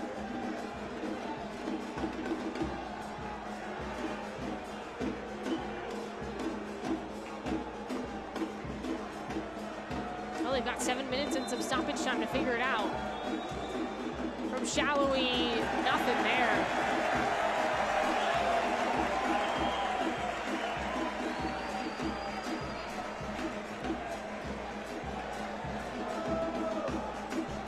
That's just one. It looks like he's trying to get some understanding on where the runs were going, but he just overcooked the service a bit there too. I don't know whether they were looking for somebody really deep in that far post that was going to send it back across the 6-yard box, but obviously Sporting KC not on the same page on that free kick. Getting Houston Dynamo off the hook, not having to defend any sort of opportunity.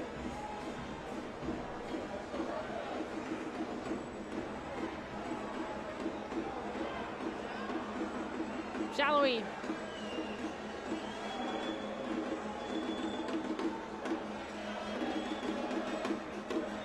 Little combination. Here he is looking for the cross. Header too high again. How many times have we said that?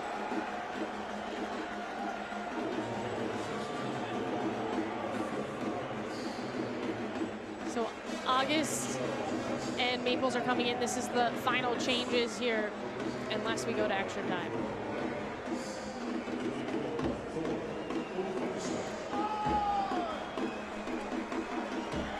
And really solid performances by both these players. Obviously, Wolfarson, the goal scorer, and right now sitting on the game-winning goal that would see his team advance to the round of 16. And Brooklyn Reigns, along with Luis Caicedo.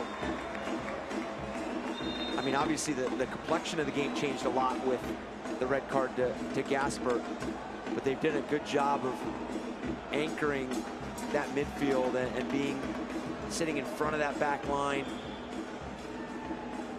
limiting the chances that Sporting KC's had from those angles and those areas.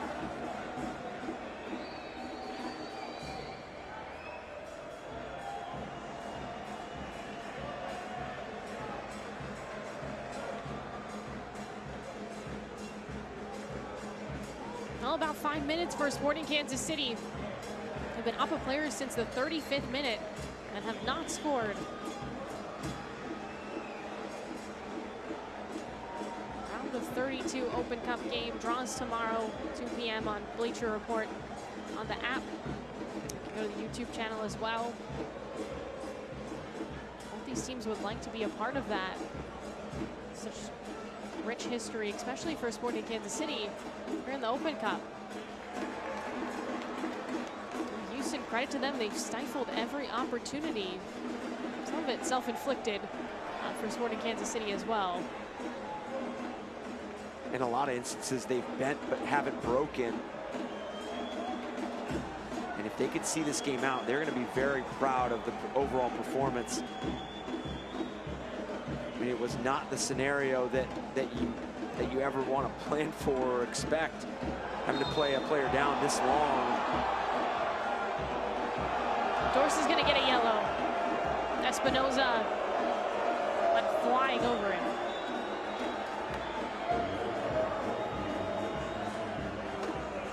And we're going to see some stoppage time to the end of this game. So Sporting KC can really take their time, set this free kick up, make sure it's right.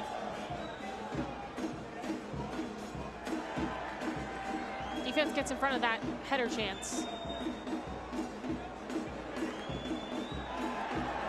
And that one's just not on target.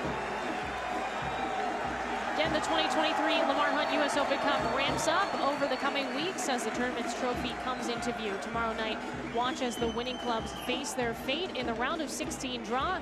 See all the exciting matchups as they are made on the Bleacher Report app or Bleacher Report Football's YouTube channel at 2 Eastern.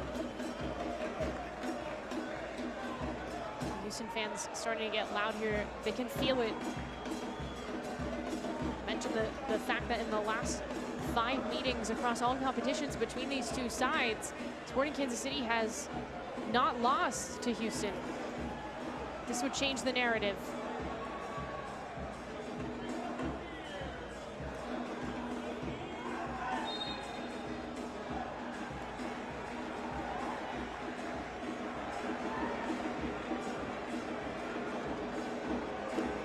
think everything about this season thus far for Sporting KC has just not been what they're traditionally accustomed to. I think, you know, I talked about it in the Open that teams that find success, whether it's the U.S. Open Cup or the regular season, in the playoffs, are teams that are consistent in both boxes, and that's usually a staple for Sporting KC, is they convert their chances they create. They keep opponents out of the back of the net. Now, Sporting Kansas City has made the MLS playoffs in 10 of the last 12 seasons, and with one win this year, they have a lot of work to do to get back there. The Open Cup, we said, they've won it 4 times, all in this century.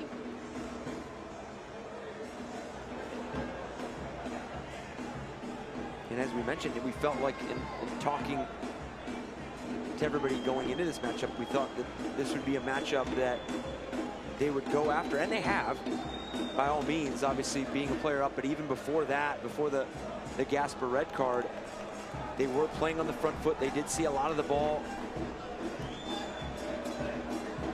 Looking for one final push here. Try to inundate Turnbull with some shots, challenge him, get some good looks here. There's nothing to lose except for the game, but at this point, again, they need a goal.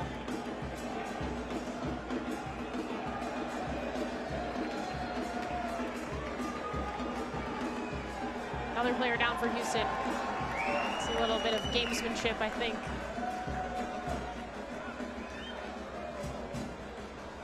Gonna get 5 whole minutes of stoppage time, so that's a good chunk.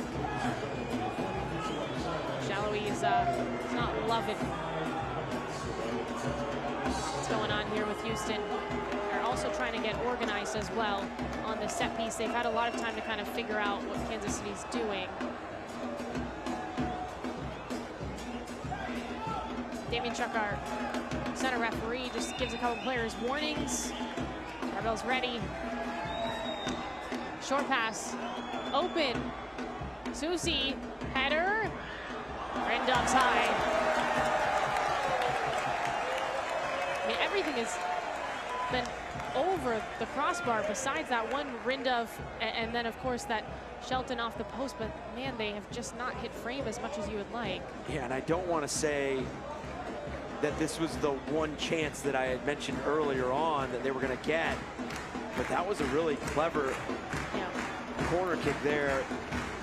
Ramsuzzi clipping that ball in, far post, laid back to Rindov. But as you mentioned, I mean, everything's gone either over the crossbar wide, hit the post, hit the crossbar. So it's just, you're looking for composure in that final moment. And that's what Sporting KC's missed thus far. I mean, because they've created the chances. Houston on the attack, why not? Ferreira. He's been in the game the whole time. And just being bothered. That will eat up some clock. I was going to say, even though that ended up being 2v2, I would be very surprised if the Houston Dynamo went at frame and at goal in that moment. Go to the corner, just... Well, Ferreira was going to was down.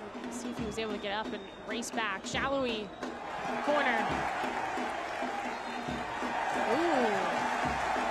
It's going to be a goal kick. Looks like the official and the linesman took a look at each other. We're trying to make a decision there. Determined that it came off Shallowy last. And you can see that he was trying to draw the corner. Takes a peek over that left shoulder, drives at this end line. He's absolutely right. Good tackle there. That's Mickey out. Second half sub for Houston. I mean, I don't know if Ben Olsen and his coaching staff got the look that they wanted from this back five in terms of... Does it work? Yeah, does it work? Is it going to be a start? I mean, obviously the first portion of it they absorbed. They had scored early on in that 12th minute. I mean, so there's going to be some takeaways, but besides that, I mean, having to play a player down, I mean, they really just had to sit back and absorb. Yeah, they basically played a back 10 for since the 35th minute. Roughly 2 more minutes for Sporting Kansas City to tie this game up and send us to extra time in the round of 32, the Open Cup.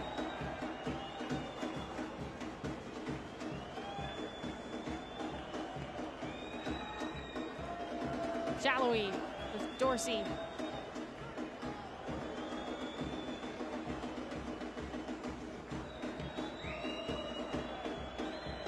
Bryant. Zusi, tackle, lands for Tarbell. That worked out nicely. It did. It looked like it was going to play out for a corner, but just conveniently lands into the hands of Andrew Tarbell.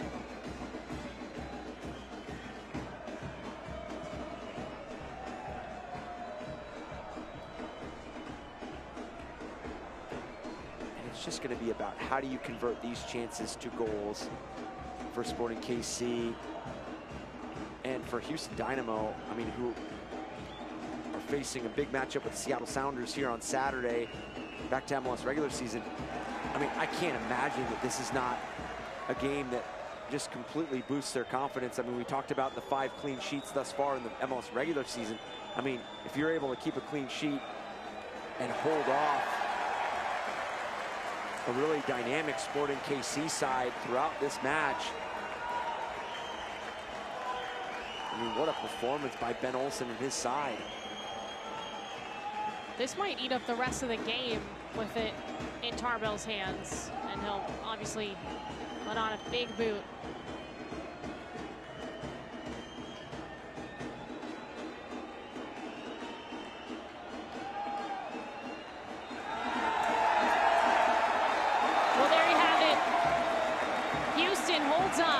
They score in the 12th minute. Olfarsson gets us going. A red card in the 35th minute against Houston. It seems like Sporting Kansas City would find the equalizer, and they do not. Houston Dynamo advance to the round of 16. The draw is tomorrow. And for Sporting Kansas City, their Open Cup is finished. And for Ben Olsen and his side, I mean, they've just got to be extremely proud of the performance. Obviously, you don't draw it up having to play a player down and playing 10 men. But I mean, the commitment to getting behind the ball, the commitment to defense services, some of the tackles, the timeliness. I mean, they did it all tonight, and really proud of that performance for Ben Olsen and his side. And for Sporting KC, unfortunately, the MLS regular season, the frustration from that start kind of spills over to the performance in the US Open Cup, unable to find that equalizer, even going up a player and creating throughout, just unable to find the back of the net. And well, it's a valiant effort from the Houston defense. They give it their all. Here are the highlights from this one. Again, this is the round of 32 in the Open Cup, and right away, 12th minute, look at this. And Castellanos, you talk about it for defenders, you always want to try to clear the ball in wide areas, not central. But obviously you've got Castellanos backpedaling. It's a tough angle, and it falls to Olfarsson. And I mean, you just can't take enough from, say enough about the finish. The prep touch, putting it on his left foot and just absolutely striking it. And then Kindo was so good on free kicks throughout the match, and this set piece was all but in the back of the net, other than the save by Tarbell, and that terrific save it was. And this was the most clear-cut chance I think Sporting KC had. They're going to look back at 2 or 3 opportunities that they say they're going to need to convert in the future, and this is going to be one of them. And then Shallowy and Bryant came on to make a difference in the second half, and here Shallowy guiding that service just over the crossbar. And what a disparity in numbers here. I mean, not only just in possession, we knew that that was going to be the case, especially when Houston Dynamo went down a player, but just the shots and the shots on target. And we talked about them, Sporting KC ranking in the top 5 in scoring opportunities created in the MLS regular season, and 17 shots, 4 on target, and then for Houston Dynamo, 1 shot on target, and it was the goal. Well, the lesson from this game is it's not about quantity, it's about quality, and that's what we learned from the Olfarsson finish. Again, in the 12th minute, he's a hero in this one. I would say the defense is a hero as well for the Dynamo. Nice round of applause for the 22-year-old. And again, Houston in their second round, or excuse me, in their second game here in the Open Cup, come up victorious against Sporting Kansas City. Well, two MLS sides going head-to-head here at Shell Energy Stadium. It ends in a 1-0 finish. Houston Dynamo takes down Sporting Kansas City. They are moving on to the round of 16. Remember, the draw is tomorrow on Bleacher Report. You can check that out on the YouTube channel as well at 2 p.m. Eastern Time. From Eric Dobransky and our entire crew, I'm Maura Sheridan saying so long from Houston. Have a fantastic night, everyone.